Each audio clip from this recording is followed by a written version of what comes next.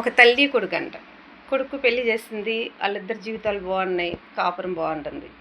ఆ కొడుకుని చూసుకుంటూ ఆ తల్లి మురిసిపోతూ హాయిగా ప్రశాంతంగా అలాగే సాగిపోతుంది. ఒకరోజు కోడలు ఊరికి వెళ్ళిపోయింది. ఆమె ఉందనుకొని చెప్పి ఈ కొడుకు లేసి నాకు ఆఫీస్కి టైం అవుతుంది, తొందరగా కాఫీ కలుపు, బాక్స్ కట్టని చెప్పి కేకలేస్తున్నాడంట.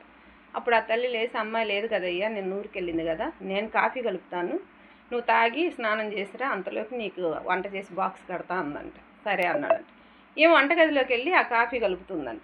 కాఫీ కలుపుతుంటే భయంకరమైన దగ్గు వచ్చిందంట. ఆ దగ్గు ఎంత ఆపుకున్నా ఆగట్లేదంట. కాఫీ కలుపుకొని తీసుకొచ్చి కొడుకు చేతికిచ్చింది, తాగు నాన్న అని. ఏంటి అలా దగ్గుతున్నావు, అసలు అంత కసిగా దగ్గుతున్నావు, ఆ దగ్గుతోనే ఈ కాఫీ కలిపావా అన్నాడంట. లేదు నాన్న, నేను ఇలా చెయ్యి అడ్డం పెట్టుకొని నీకు కాఫీ కలిపిచ్చాను అందంట. చిచ్చి, ఇలా దగ్గుతుంటే ఈ కాఫీ ఎలా తాగాలి, తీసుకెళ్ళి ఆ సింకులో పడేసేయి అన్నాడంట.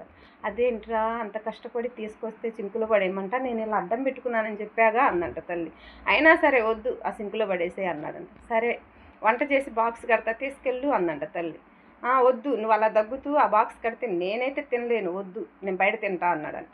బయట ఫుడ్ నీకు పడదు కదా, నువ్వు తినవు కదా, నేను కడతాను అన్న అందంట. ఏం కాదులే, ఒక్క పూటకి నేను బయట తింటా అన్నాడంట.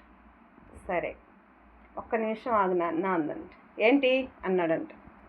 చిన్నప్పుడు పురిటి గుడ్లల్లో నిన్ను ఆ గుడ్డలలో పండేసి 2-3 నెలల పిల్లోడిని నిన్ను ఆ మంచంలో పండేసి బాగా ఆకలిగా ఉంటే అన్నం పెట్టుకొని తిందామని ఒక్క ముద్దే అలా నోట్లో పెట్టుకుంటానురా, పెట్టుకోగా నువ్వు దొడ్లోకి వెళ్ళిపోతావు, పాస్కి వెళ్ళిపోతావు, రోత చేస్తావు ఆ మంచం మీద.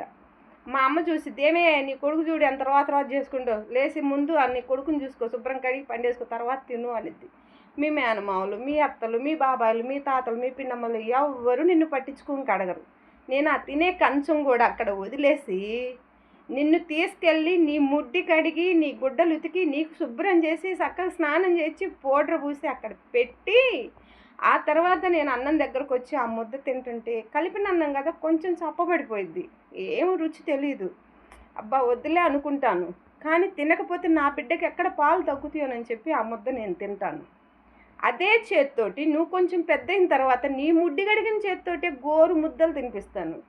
అప్పుడు నీకు తెలియదు కదా నాన్న, నీది చిన్న వయసు, ఇవాళ నువ్వు పెద్దోడు అయిపోయావు కదా, తల్లికి చిన్న దగ్గు వస్తే కాఫీ తాగలేకపోతున్నావు, అన్నం తినలేకపోతున్నావు కదా.